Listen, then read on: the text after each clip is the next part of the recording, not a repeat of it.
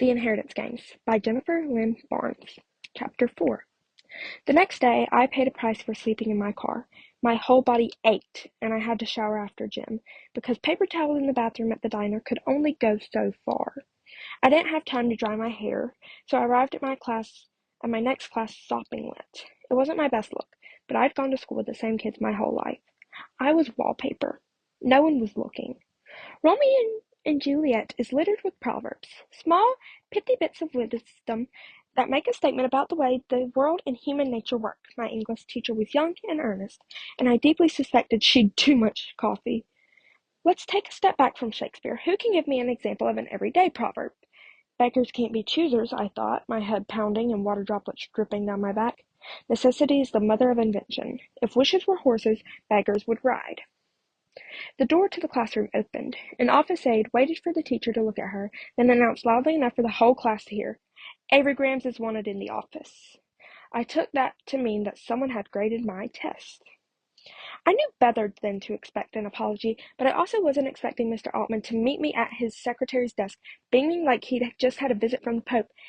"Avery!" An alarm went off in the back of my head, because no one was ever that glad to see me. "Right this way." He opened the door to his office, and I caught the sight of a familiar neon blue ponytail inside. "Libby?" I said.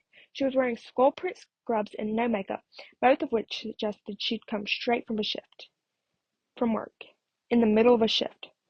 Orderlies at assisted living facilities couldn't just walk out in the middle of shifts. Not unless something is wrong. Is Dad... I couldn't make myself finish the question.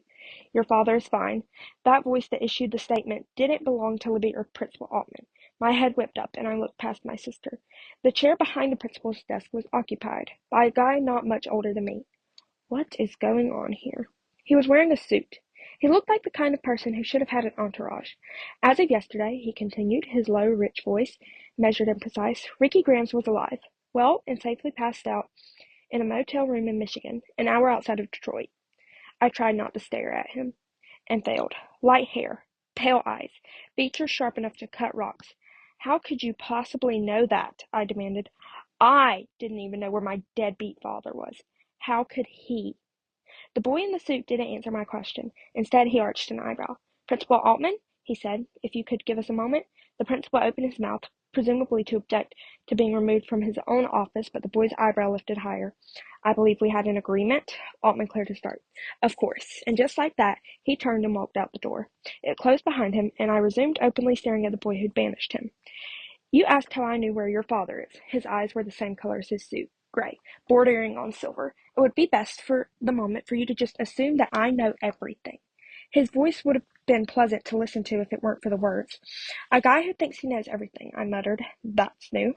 "A girl with a razor-sharp tongue," he returned, silver eyes focused on mine, the ends of his lips tickling upwards.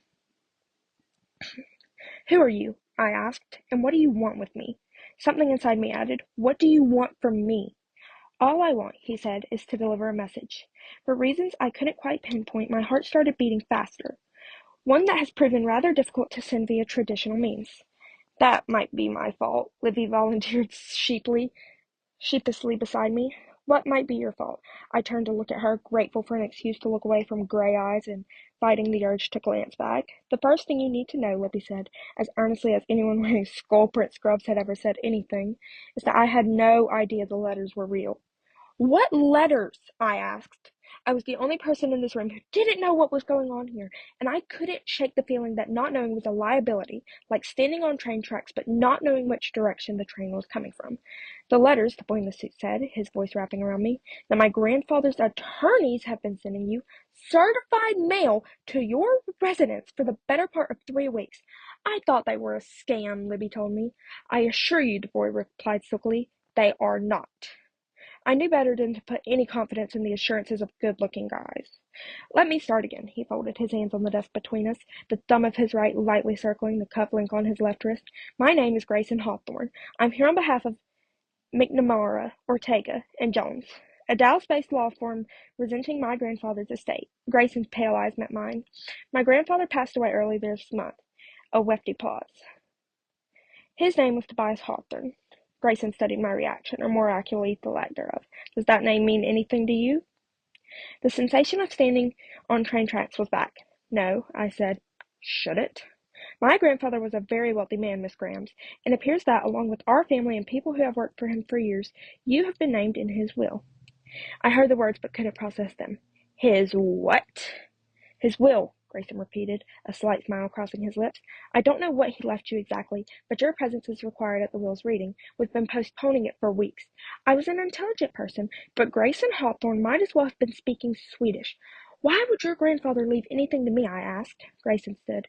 That's the question of the hour, isn't it? He stepped out from behind the desk, and suddenly I knew exactly which direction the train was coming from. His. I've taken the liberty of making travel arrangements on your behalf. This wasn't an invitation. It was a summons. What makes you think I started to say, but Libby cut me off. Great, she said, giving me a healthy side-eye. Grayson smirked. I'll give you two a moment. His eyes lingered on mine too long for comfort, and then without another word, he strode out the door. Libby and I were silent for a full 5 seconds after he was gone. Don't take this the wrong way, she whispered finally, but I think he might be God. I snorted. He certainly thinks so. It was easier to ignore the effect he'd had on me now that he was gone. What kind of person had self-assurance that absolute? It was there in every aspect of his posture and word choice, in every interaction. Power was as much a fact of life for this guy as gravity. The world bent to the will of Grayson Hawthorne. What money couldn't buy him, those eyes probably did.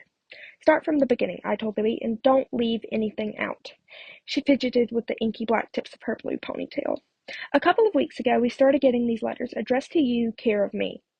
They said that you'd inherited money, gave us a number to call. I thought they were a scam, like one of those emails that claims to be from a foreign prince. Why would this Tobias Hawthorne, a man I'd never met, I'd never even heard of, put me in his will? I asked. I don't know, Libby said. But that, she gestured in the direction Grayson had gone, is not a scam. Did you see the way he dealt with Principal Outman? What do you think their agreement was? A bribe or a threat? Both. Pushing down that response, I pulled out my phone and connected to the school's Wi-Fi. One internet search for Tobias Hawthorne later, the two of us were reading a Nails headline. Noted philanthropist dies at 78. Do you know what philanthropist means? Libby asked me seriously. It means rich.